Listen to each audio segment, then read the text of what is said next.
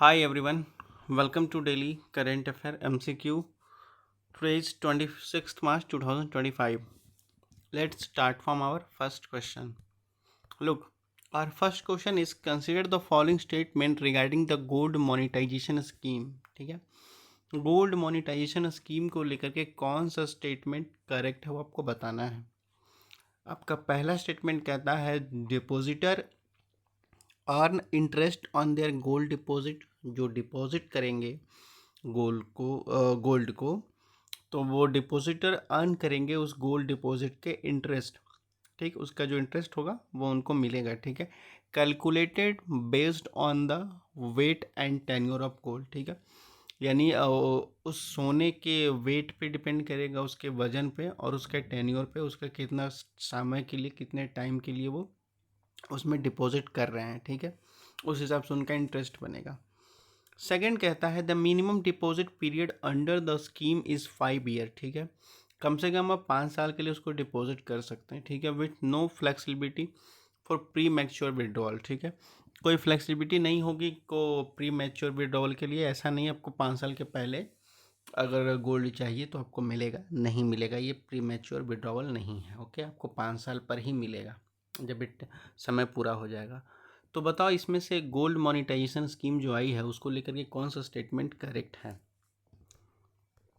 So the correct statement is a. Okay, only one, केवल first statement correct है, second गलत है। Second गलत कैसे है?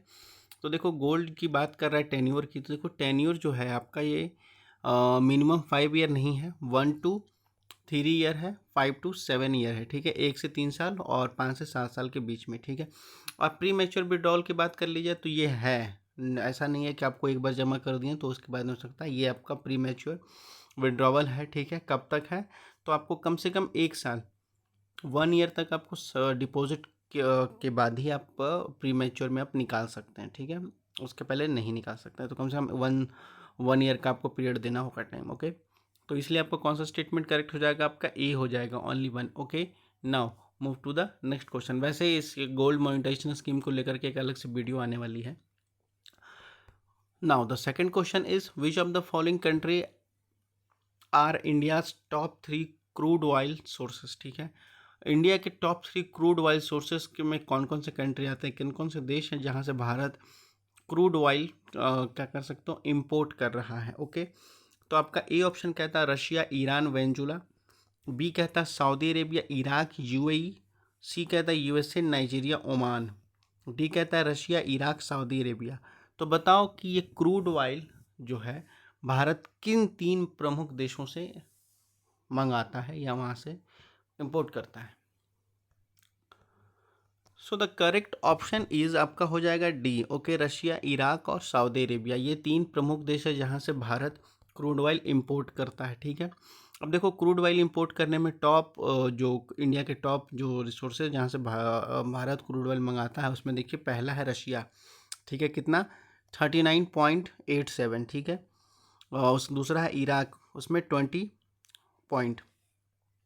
उसके बाद कह रहा है कितना, आपका थर्ड कह रहा है सऊदी अरेबिया, उसके बाद यूएई, उसके बाद फिफ्थ में यूएस और 12th में आपका वेंजुला आता है। ओके, ठीक है, ये आपका जो है जो भी है आपका ये मिलियन बिलियन के हिसाब से। ठीक है, और ये फाइनेंशियल ईयर 2025 अप्रैल से दिसंबर की बात कर रहा है। ओके, तो इसका करेक्ट ऑप्शन जो हो जाएगा वो क्या हो जाएगा? आपका डी हो जाएगा। Okay, that's all for the today session. अगर कोई क्वेश्चन या कोई क्वेरी हो तो आप लोग कमेंट सेक्शन में पूछ सकते हैं, और वीडियो अच्छी हो तो लाइक और सब्सक्राइब कर दो। Thank you.